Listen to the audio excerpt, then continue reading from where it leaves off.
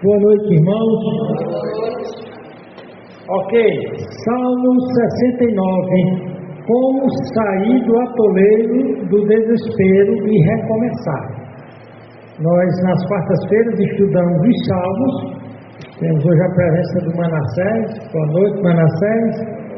E hoje você vai aprender como sair do atoleiro, do desespero e recomeçar. O Salmo 69, ele é muito rico.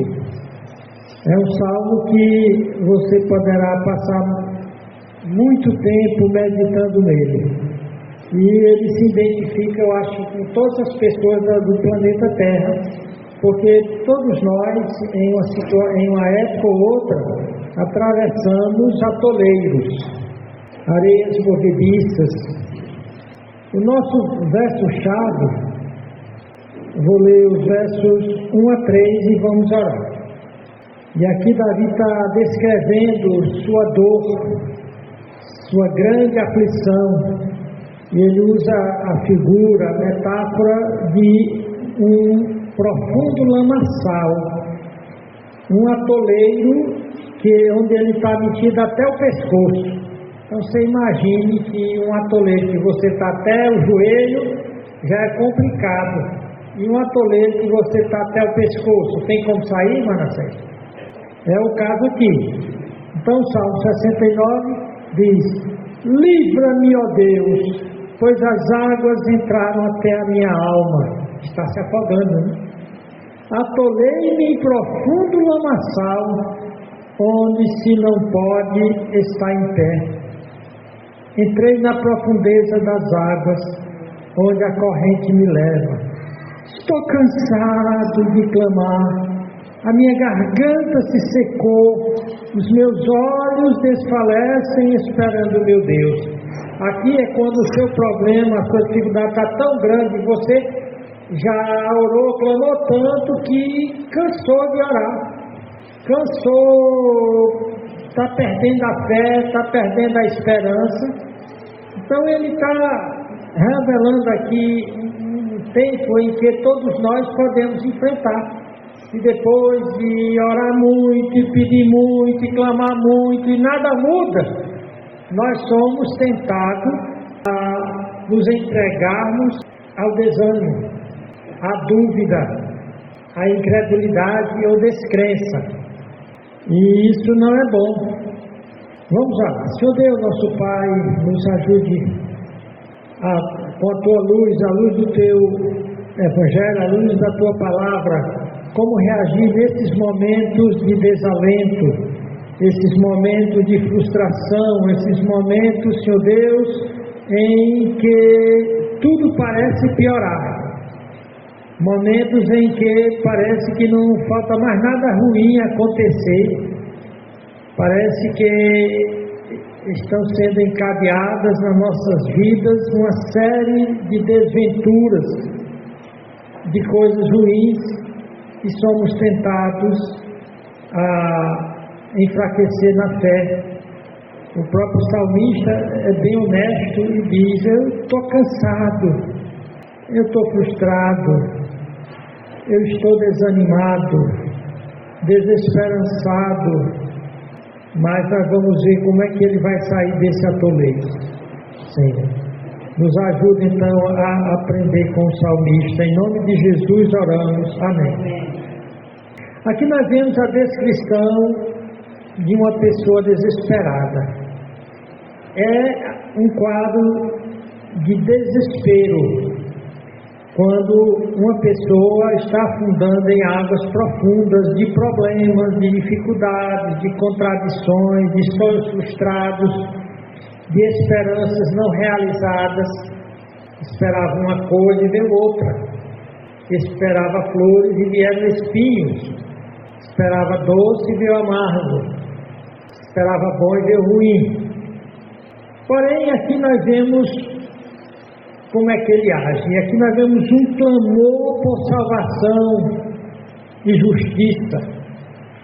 Esse salmo serve para cada um de nós como um poderoso lembrete de que todos nós, mesmo no meio do pior desespero, podemos nos voltar para Deus em busca de refúgio. Podemos nos voltar para Deus e beber da sua força, do seu amor que é sem fim. Quando vemos a experiência do salmista, nós vemos Deus nos assegurar de que Ele, embora pareça que por algum tempo Ele não está escutando as nossas orações, Ele está deixando que nós passemos por aquelas provações que são necessárias para o nosso crescimento. Eu lembro de um filme de um atleta das Olimpíadas, e o treinador colocava ele para correr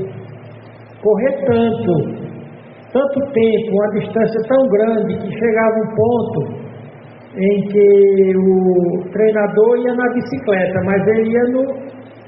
Então o treinador aguentava todos aqueles quilômetros, mas o corredor dizia: está doendo, eu não aguento mais. Aguenta, vai mais, você não está vendo não, eu estou para me acabar. E foi graças àquele treinamento rigoroso que ele ganhou a Olimpíada. Então, quando Deus deixa que nós entremos no atoleiro, aquele atoleiro pode ser uma bênção. Quando as coisas pioram, pode ser que seja o caminho para ela melhorar. Então, no meio das nossas provações, a mesma coisa que aconteceu com o salmista pode acontecer conosco.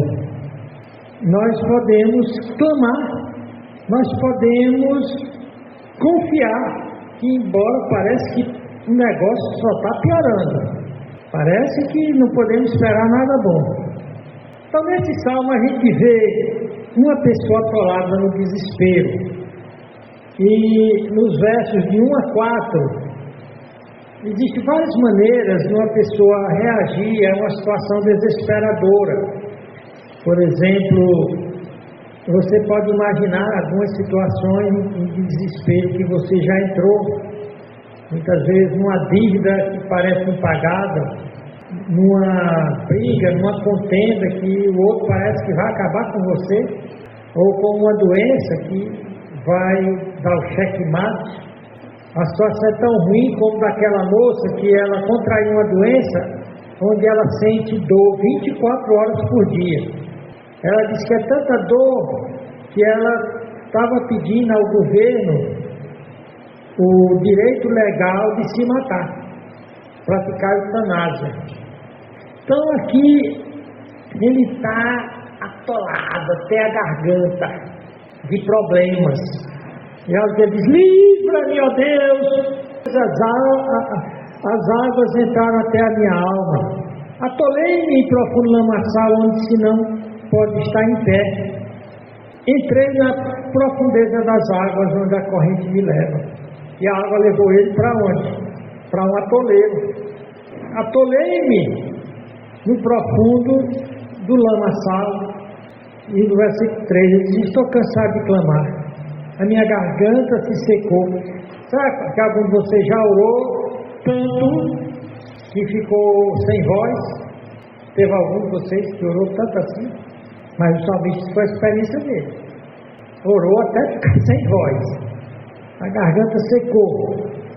Aqui está descrevendo como é que geralmente agem os desesperados. E tem gente que, quando está desesperada, ela faz o maior escândalo, mas tem outras que disfarçam, ficam caladas, tentam disfarçar a sua dor, tentam mascarar a sua dor com diversões. Eu lembro do caso de um carnaval em que um rico empresário pulou os 4 dias de carnavais como rei da alegria, fez tudo que o pessoal disse: como é que ele está tão alegre? E está gastando tanto, e não está medindo economia nenhuma. Na quarta-feira de cinza ele se matou, porque ele estava desesperado com as dívidas. Era empresário e, como empresário, ele não ia poder pagar as dívidas. Ele disse: então eu vou pelo menos pular o último carnaval com tudo que tem direito. Pulou sabendo que na quarta-feira de cinzas ele ia se matar. Ele disfarçou.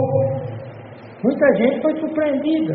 Então tem gente que disfarça até fazer a besteira. Mas o salmista diz aqui no versículo 4, diz, aqueles que me odeiam sem causa são mais do que os cabelos da minha cabeça. Como é que um homem bom que nem Davi arrumou tanto inimigo?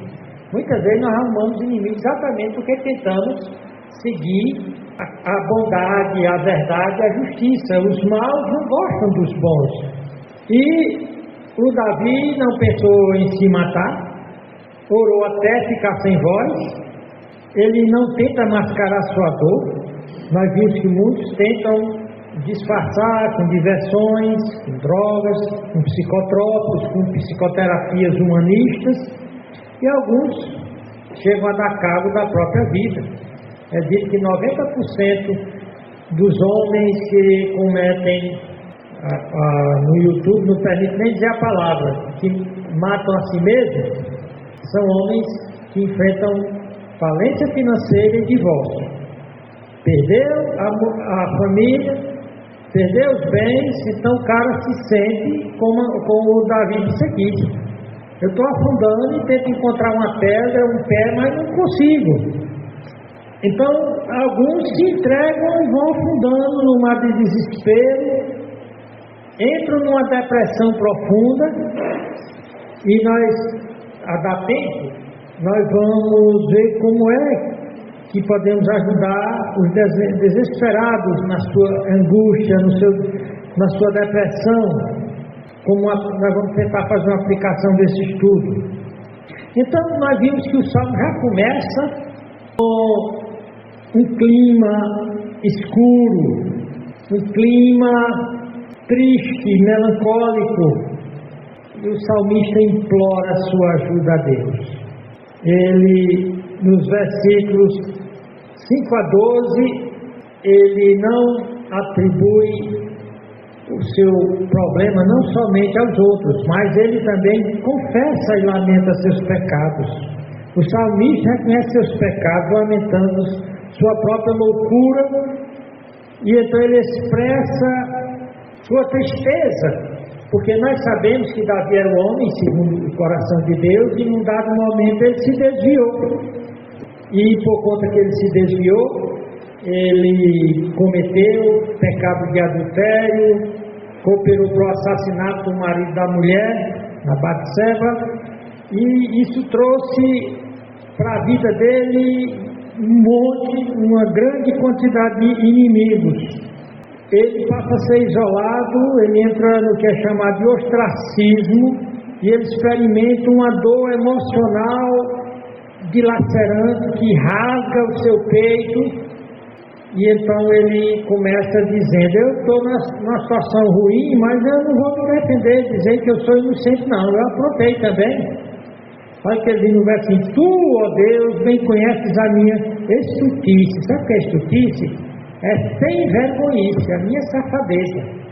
Você está reconhecendo, eu fui um safado, um sem vergonha, quando eu peguei a mulher do outro. Ele disse: os meus pecados não te são encobertos. Não sejam envergonhados por minha causa aqueles que esperam em ti, ó Deus. Então ele vai falando. Antes disso, eu queria que você pensasse em algumas perguntas que você poderá encontrar resposta nesse salmo. Como é que esse salmo poderia se aplicar à minha vida? Como eu posso aproveitar desse salmo e aprender a enfrentar essas situações que podem acontecer com qualquer pessoa por uma razão ou outra? E uma pergunta que você poderia fazer: como é que na nossa vida de hoje, que situações da vida nós poderíamos ver atolados em desespero? Tem que responder para você. De que maneira nós podemos ser atingidos por sentimentos de aflição e desesperos, como o salmista foi? Como a transparência do salmista de confessar seus pecados deveria nos inspirar a sermos honestos quando a gente vai para Deus falar dos nossos problemas, nós dizemos: eu estou cheio de problemas, mas eu errei aqui.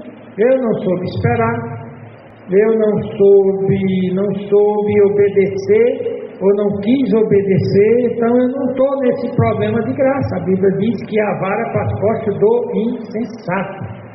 Grande parte dos problemas não são os outros que são responsáveis, mas somos nós mesmos que aprontamos. Então, como é que isso aqui nos mostra que antes de falar a Deus do nosso sofrimento e pedir ajuda, a gente deve procurar sondar onde foi que eu fui causa desse problema. Então ele clama por justiça. Como é que nós podemos estar numa situação de injustiça? O nosso sistema político hoje é justo? A nossa sociedade hoje é uma sociedade justa? Nós estamos seguros? Como é que essa situação do salmista nos coloca em uma situação semelhante à dele? Como é que esse salmo nos ensina a lidar com aqueles que nos desprezam e zombam de nós por causa da nossa fé? Porque ele vai ser desprezado, alguns porque ele pecou, outros porque ele não queria pecar. E aqui nós vamos ver nesse salmo muitas expressões de confiança do salmista em meio àquela situação que ele dizia: a minha situação, se Deus não fizer nada, eu estou perdido, é o meu fim, mas eu creio que ele vai fazer, eu não vou desistir de crer, embora já orei que não tem mais saliva na minha garganta está rouca. Ele começa lamentando, mas num dado momento no salmo ele faz uma mudança de lamentação para louvor. Então, o que isso nos ensina acerca de quando nós estamos com problemas e vamos só choramingar, só se queixar em lugar de louvar? Então, o salmista nos dá o exemplo aqui de louvar a Deus apesar dos pesares, apesar do sofrimento. Isso nos ajuda a enfrentar. Quando nós estamos com problemas, nós louvamos. Se não conseguimos louvar cantando, hoje o celular tem um monte de hinos aí que a gente poderia. A gente mesmo já decorou bastante hinos.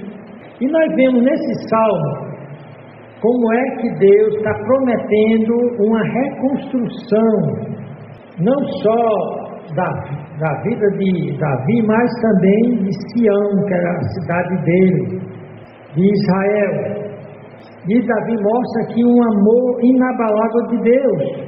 Mesmo ele tendo sido falho, Deus continuava amando. Davi dá o exemplo de como crente, se apegar a Deus, se clamar a Deus por justiça, ele vai poder permanecer firme, mesmo quando Deus está demorando em fazer a sua intervenção e chegar com a provisão. Isso faz com que todo crente sempre pode esperar dias melhores. Esse crente não, que ele não tem fé, mas o crente, meus dias estão escuros, mas pode a tristeza durar até o anoitecer, mas a alegria vem ao amanhecer. Esperar dias melhores.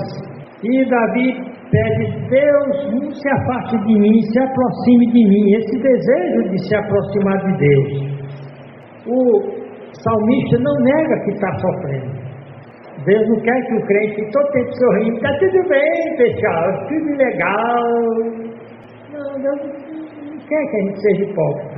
E aí, está tudo bem, Manassés? Está não, o negócio está apertando. Mas eu continuo confiando no meu Deus. Está tudo escuro, estou andando as apalpadelas, mas sei que dias melhores virão, amém, irmãos? Amém. Dias melhores.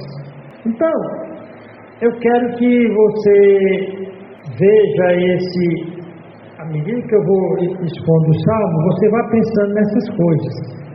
Esse salmo foi escrito num momento de angústia, desespero, de muita dificuldade na vida, mas também ele mostra um apelo sincero por libertação, com esperança, mesmo que tudo pareça ter dado errado. Aqui deste salmo você vê a súplica no sofrimento, a importância do pedido de intervenção divina, o clamor por justiça e por retribuição divina. Estão me fazendo mal, estão fazendo injustiça? Eu digo: Senhor, dê a resposta para essas pessoas. Aqui nós vemos a confiança no amor inabalável de Deus. Mesmo que Deus me dá umas lapadas quando eu erro, é como o pai que disciplina o filho porque ama. E louvor e adoração em Deus em meio à adversidade. Então, na primeira parte, nós vemos o salmista clamar: livra-me, ó Deus. Ele diz que as águas subiram até a minha alma. Eu estou afundado em lama profunda. Eu estou sem um ponto de apoio. Ele diz: não tem pé. Já imaginou quando você está numa situação que para onde você vai ninguém apoia? É como se você está se afogando e fica procurando lá embaixo uma pedra, um apoio. Olha em volta, uma boia, um pedaço de madeira. Então ele ora com... Não é aquela oraçãozinha que geralmente a gente faz na hora do almoço, na hora da janta, aquela oraçãozinha rápida. Não. Ele orou até ficar rouco. E ele orou falando, porque ficou rouco, né? Ele não só fechava o olho e ficava orando, não. Acredito que ele ia para um lugar retirado e dizia: Senhor, veja a minha situação, Senhor. Me socorre, eu estou morrendo afogado. Ele disse que chegou até a alma dele. Uma tradução diz que uma variante daquele termo para a alma poderia ser pescoço. Chegou até o meu pescoço, só estou com a ponta do nariz do lado de fora. Isso aqui pinta um quadro que você nunca vai ter um problema, uma dificuldade que seja pior do que o que está descrito aqui. O que é que Deus está ensinando? Não importa o buraco onde você entre, eu sou capaz de te tirar de lá. Não importa o tamanho do atoleiro onde você está se afundando, ninguém pode te tirar de lá, mas eu tiro. Não importa a injustiça que estão fazendo com você, no tempo certo vão pagar. Ele disse: ó Deus, bem conhece a minha estultice e os meus pecados não são encobertos. Ele está dizendo: meus problemas, Senhor, foram causados por mim mesmo, pela minha estultice. Eu tentei bancar o esperto, o malandro, e quebrei minha cara. Algum de vocês já aconteceu isso? De tentar bancar o esperto e quebrar a cara? Isso é minha estultice. Eu fui malandro, eu fui sem vergonha. Eu pensei que eu ia me dar bem nessa aventura e só deu para minha tigela. Ele diz: não sejam envergonhados. Ele pede que o exemplo dele não venha desonrar a Deus, não venha fazer outras pessoas cair. Não é aquele crente que está orando a Deus: Senhor, eu estou no aperto, me tire, Senhor. E ele não está preocupado com o mau testemunho que deu. Muitos crentes têm pecado, e por conta do seu pecado, muita gente tem se desviado. Eu lembro que o meu pai, há muitos anos atrás, ele se converteu. E naquela época, ele se converteu na pregação de um pastor, que eu acredito que na época foi para o Icó, e pregou lá. E algum tempo depois, aquele pastor escandalizou, se separou da mulher, foi viver com outra mulher, e meu pai ficou tão desiludido que se desviou. Voltou muito tempo na frente. Então o Davi está dizendo: não sejam envergonhados por minha causa aqueles que esperam em ti, Senhor Deus dos exércitos. Não sejam confundidos ou desviados por minha causa aqueles que te buscam, ó Deus de Israel. Então ele diz aqui: por amor de ti tenho suportado afrontas. E aqui já não é por conta do pecado dele. E confusão cobriu meu rosto.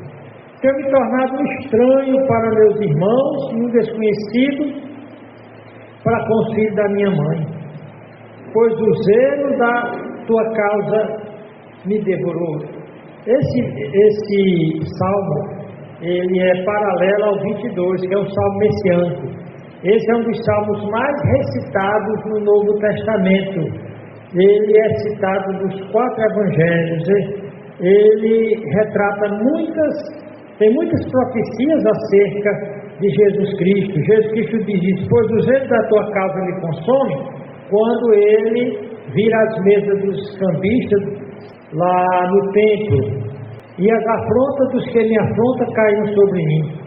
Quando chorei e castiguei com jejum a minha alma, isso se me tornou em afronta, ou seja, eles criticavam o Davi, não importava se ele estava pecando ou fazendo certo.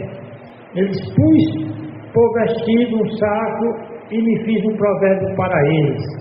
Aqueles que se assentam à porta falam contra mim, e fui o canto dos bebedores de bebida forte.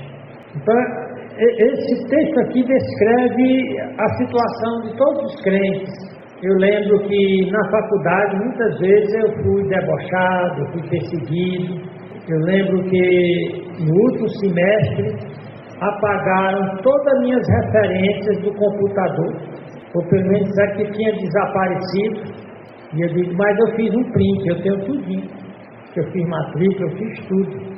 Aí teve um professor lá que percebeu, não, vão atrás, deve estar em algum lugar. Se alguém deletou por engano, muitos estão sofrendo perseguição, especialmente nas faculdades, por serem cristãos. No mundo inteiro tem crentes sendo perseguidos. Aqueles que se assentam à porta falam contra mim, e fui o canto dos bebedores de bebida forte. Nós já vimos aqui que ele pede, ele pede para não ser tropeço, e o alvo da vida dele era ter uma verdadeira piedade, uma verdadeira espiritualidade, ser um crente que não envergonhava a Deus e que não dava mau testemunho. Nos versículos 13 a 15 ele diz, eu porém faço a minha oração aqui. Eles me perseguem quando eu faço coisa errada, me perseguem quando eu faço certo, eles me perseguem só porque eles sabem que eu temo aqui. Eu te sigo, eu sou um crente, eles me perseguem. Então não importa, do jeito que eu agir, eles vão me perseguir. Eu não tenho como me livrar disso.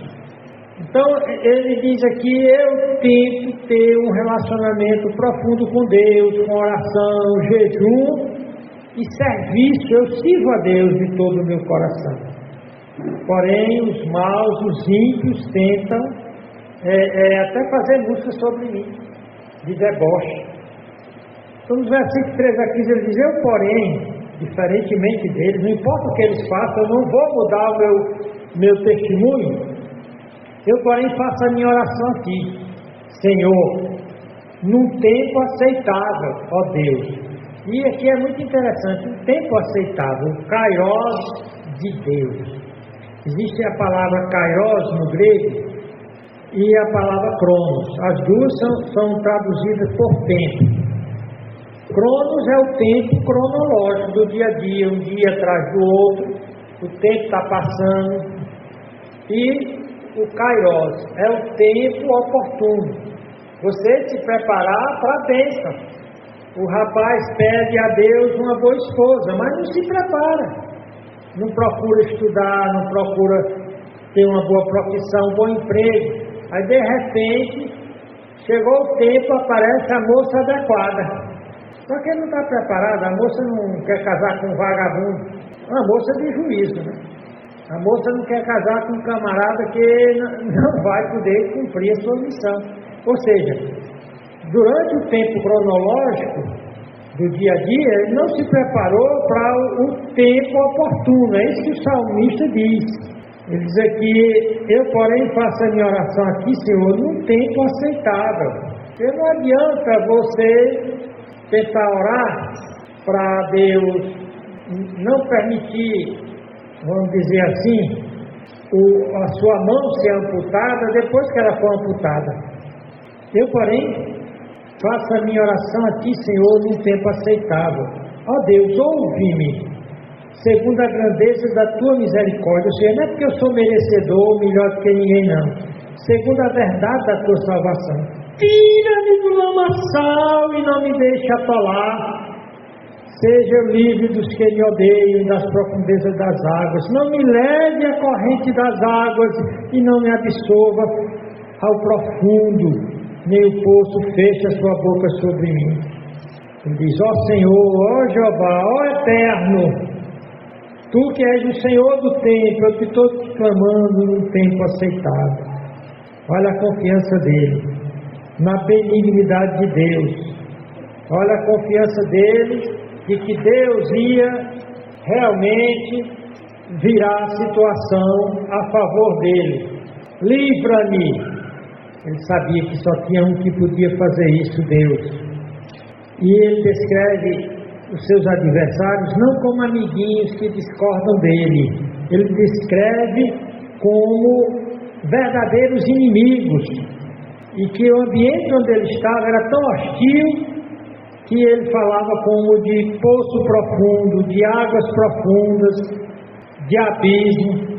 Nos versículos 16 a 17 ele diz: ouve-me, Senhor, pois boa é a tua misericórdia. Você nota a palavra misericórdia. Senhor, eu estou contando com a tua misericórdia, eu estou contando com a tua benevolência, eu estou contando com o teu amor. Olha para mim segundo a tua muitíssima piedade, e não esconda o teu rosto do teu servo, pois estou angustiado. Angústia é quando você está sem saída por nenhuma parte. Você nem tem como sair pelos lados, pela frente, pelas costas, por cima ou por baixo. Não esconda o teu rosto do teu servo, porque estou angustiado. Ouve-me depressa, aproxima-te da minha alma. Ou seja, se eu ficar longe, eu estou perdido. Resgata minha alma, livra-me por causa dos meus inimigos. Bem tens conhecido a minha afronta e a minha vergonha, a minha confusão. Diante de ti estão todos os meus adversários. Ele fala aqui: teu servo, não esconda o teu rosto do teu servo. Como é que ele se viu? Alguém que vive para servir a Deus, alguém que tem prazer em servir a Deus. Nos versículos 20 a 21 ele diz: afrontas me quebrantaram o coração, e estou fraquíssimo. Esperei por alguém que tivesse compaixão, mas não houve nenhum, e por consoladores, mas não os achei. Por isso que ele diz: meu pé está sem nenhum apoio, eu estou sem ninguém para me ajudar. Mas tem gente que numa situação dessa, então vou ficar doido, eu vou pirar, ou então fazer que nem aquele cara que pulou os 4 dias de carnaval e depois acabou consigo próprio. Ele disse: eu estou doente, eu estou fraco, se depender de mim, minha história acaba aqui. No 22 a 28, ele diz: Senhor, trate com meus inimigos, torne-se-lhes a sua mesa diante deles em laço e a prosperidade em armadilha. Escureçam-se-lhes os seus olhos para que não vejam ele, para não pegar ele, né? Cega meus inimigos como os anjos cegaram os habitantes de Sodoma para não atacarem a casa de Ló. Escureçam-lhe os seus olhos para que não vejam, e faz com que os seus lombos tremam constantemente. Derrama sobre eles a tua indignação e prenda-os o ardor da tua ira.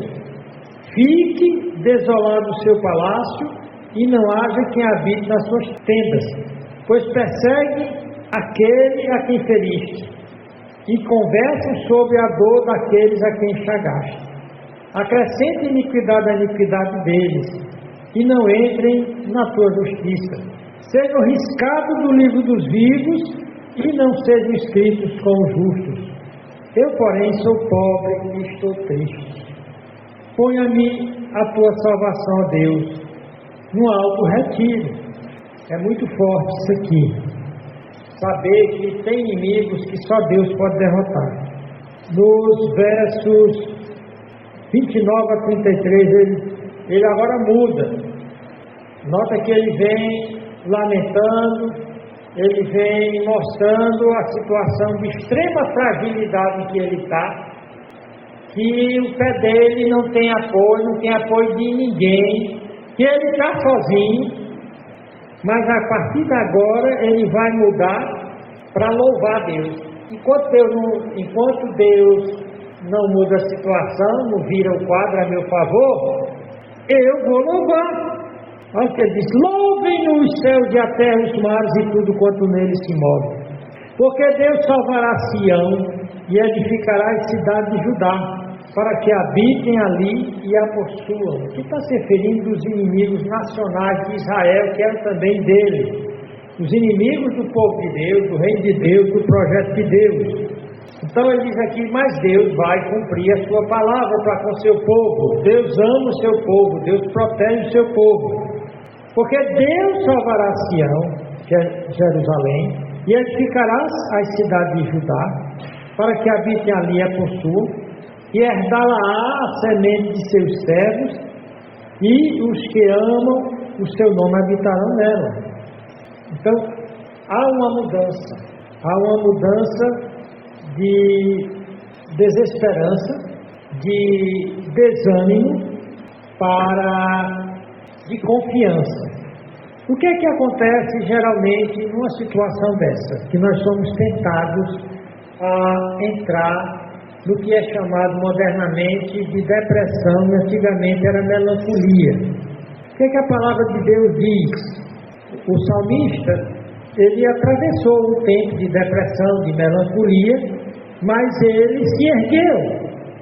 A Bíblia não diz que a depressão é uma doença mental. Claro que é um transtorno, é um distúrbio emocional, psicológico, mas principalmente espiritual. De acordo com a estatística, diz que 5% dos adultos sofrem de depressão. Não sei como é que eles chegam a essa estatística, porque qualquer tristezazinha eles chamam de depressão.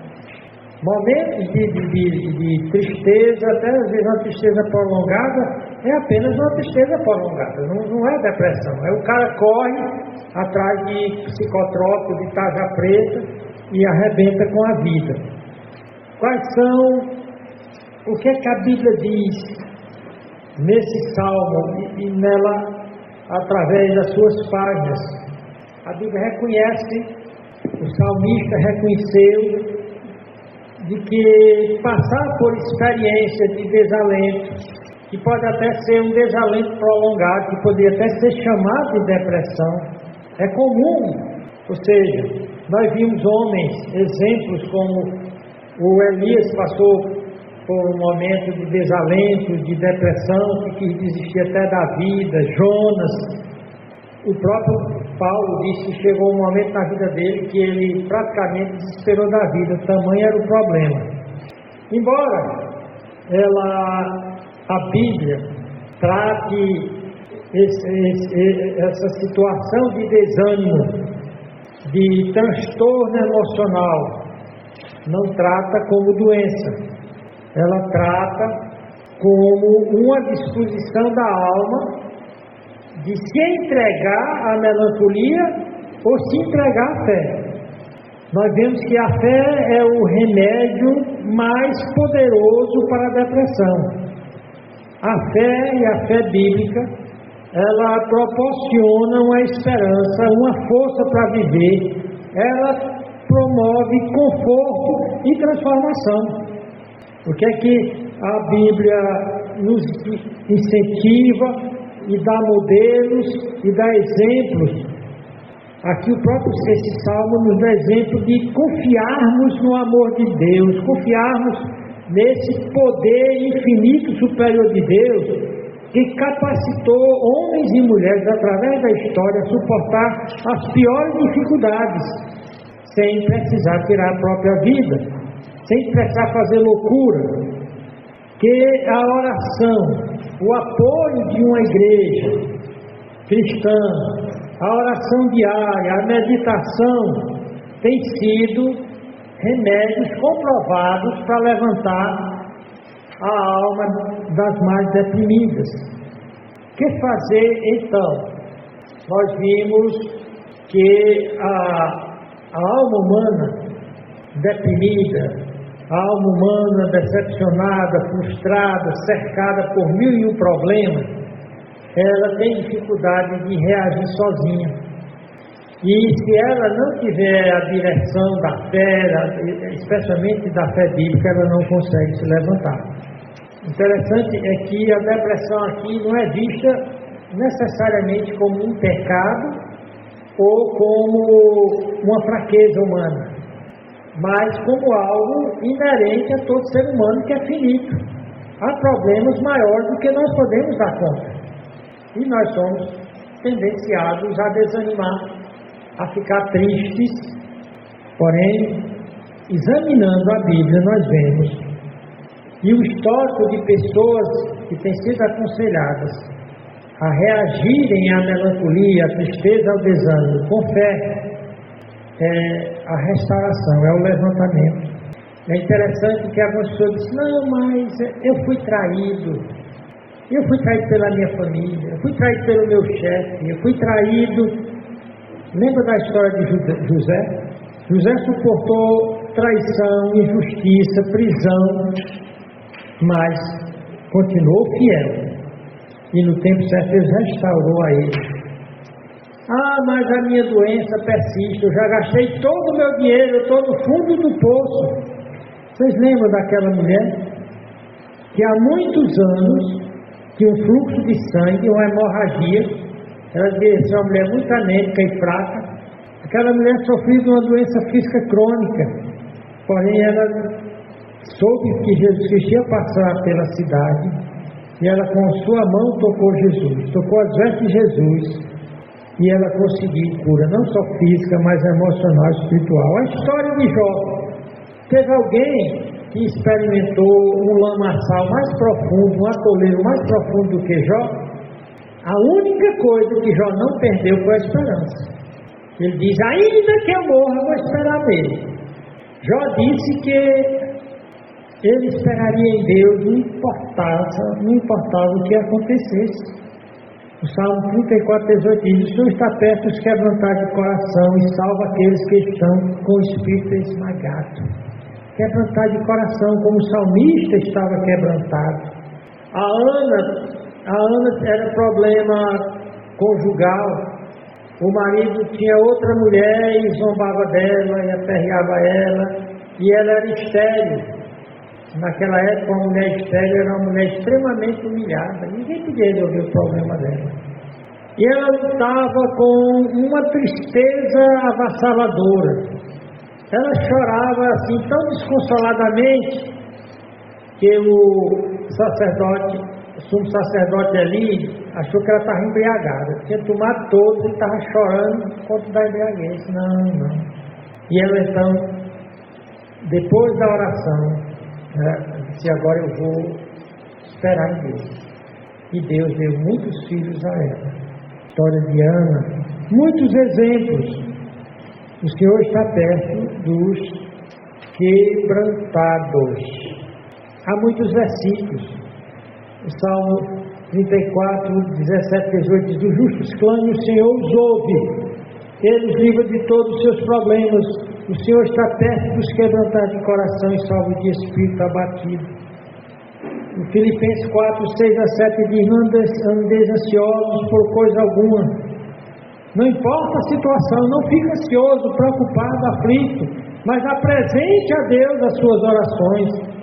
E diz ao apóstolo Paulo: e a paz de Deus, que ultrapassa, excede todo entendimento, guardará o seu coração, a sua vida emocional e a sua mente sem pirar. O profeta Jeremias também passou por situações terríveis, inclusive ele foi jogado num poço, que a Bíblia não diz se estava seco, e ele ficou lá naquele poço. Se alguém pensa que sofre, que não existiu talvez um profeta mais fiel do que Jeremias, e nem que mais sofreu. Deus disse para ele: Jeremias, eu sei os planos que eu tenho para você. Eu tenho um plano para você de paz. Essa cidade aqui, aqueles inimigos dele, Deus ia permitir serem levados para o cativeiro, serem mortos, esfolados. Mas Jeremias, eu tenho um bom plano para você. Você sabia que Deus tem bons planos para você? Que melhores dias virão? Diga: melhores dias virão. O profeta Isaías foi outro sofredor. Porém Deus diz: pois não temas, porque eu estou contigo, não te assustes, pois eu sou teu Deus. Eu te fortaleço, eu te ajudo e te sustento com minha mão direita. Então, como é então que eu vou reagir ao poço, ao tremendal de lama, ao atoleiro, em que caí ou eu que me meti, fui estulto, me dei uma de gaiato? Quais são as maneiras práticas que eu devo aplicar? Primeiramente, nós precisamos de sabedoria. Você está com problema? O Tiago disse, você está com problema? Você precisa de sabedoria. Peça sabedoria a Deus e dá. Aí o camarada não lê a Bíblia e fica pedindo sabedoria a Deus. Deus dá sabedoria através da leitura da Bíblia. Então a Bíblia fornece sabedoria, conforto e esperança. E é preciso entender como é que eu aplico os ensinamentos da Palavra de Deus. Eu preciso mergulhar na Palavra de Deus. Eu preciso cultivar o hábito diário de ler a Bíblia, as Escrituras. A Bíblia é uma ferramenta poderosa para a recuperação de uma alma desanimada, de uma mente perturbada. O salmista diz: grande paz tem os que amam a lei do Senhor, para eles não há tropeço, há grande refrigério. Lâmpada para os meus pés é a tua palavra, luz para o meu caminho. Então, amar a Bíblia, ler a Bíblia, ter um hábito, um engajamento na vida de oração e meditação da palavra. Vida de oração. Você nota que o salmista saiu do tremendal de lama, ninguém apoiava ele, mas Deus apoiou. Mas ele disse que meditava dia e noite na palavra de Deus. E ele orava. Ele orava de manhã, ele orava de tarde, ele orava à noite. A oração e a meditação na palavra de Deus são componentes essenciais de nossa jornada para uma mente tranquila, uma vida emocional sadia, estável. Porque é por meio da oração que nós entramos em contato com o Pai Celestial, onde Ele derrama sua paz, seu amor em nosso coração. A meditação na palavra de Deus envolve colocar nossa mente no que a Bíblia diz, nas promessas, nas esperanças, permitir que as verdades da Bíblia penetrem em nossos corações e nossas mentes, assim permitindo que o Espírito Santo ministre a nós, ilumine a nós, nos dê sabedoria. É muito importante estar envolvido com a igreja, buscar o apoio de uma igreja verdadeiramente cristã, bíblica, uma igreja amorosa, onde os crentes cuidam uns dos outros, zelam uns pelos outros. A igreja é uma comunidade terapêutica, de cura espiritual e emocional. Tudo isso leva você a ter uma fé forte. Então é o poder da fé que vai superar angústia, desespero, depressão, ansiedade. A fé é a maior força, a mais poderosa para trazer vitória sobre os males da alma, sobre depressão, ansiedade, pânico. Quando colocamos nossa confiança em Deus, em suas promessas, em sua fidelidade, podemos experimentar cura, restauração e esperança renovada, que dias melhores virão, como o salmista naquela situação. Ele diz: eu sei que dias melhores virão. O Jó dizia: mesmo que eu morra, ele vai dar um jeito. Ou seja, na pior perspectiva possível, Deus ainda vai fazer alguma coisa. Então, para a gente encerrar, o nosso tempo praticamente terminou. Fazendo nossas considerações finais, a Bíblia oferece orientação, conforto e esperança para aqueles que ousarem lutar com fé. É preciso entender, então, os males da alma, da ansiedade, depressão e medo da perspectiva bíblica. E ir para os textos da Bíblia que fornecem para nós esperança e alento. A Bíblia diz que Jesus Cristo entende nossas lutas e oferece encorajamento para os ansiosos e deprimidos. Embora a depressão, a ansiedade, o medo pareçam esmagadores, precisamos lembrar de que Deus está sempre presente e pronto, mesmo que pareça que Ele está longe, para trazer cura e restauração da vida. É vital confiar em seu amor, em seu poder, para a gente navegar nesses mares, nesses atoleiros. Vamos baixar a cabeça e orar. O que você aprendeu com essa mensagem? que você está isento de passar por atoleiros. Não. A vida é cheia de atoleiros, é cheia de inundações, cheia de inimigos, de adversários.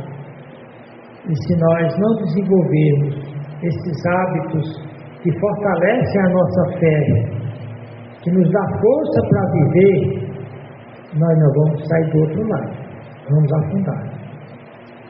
Mas nós vimos que todos que se apegaram à verdadeira fé no Senhor Jesus Cristo, na sua palavra, na oração, na sua vivência na igreja, na comunidade dos fiéis, esses sempre vencem, não importa o que venha pela frente. Vamos orar. Senhor Deus, nosso Pai, obrigado por esse tempo aqui, em nome de Jesus Cristo.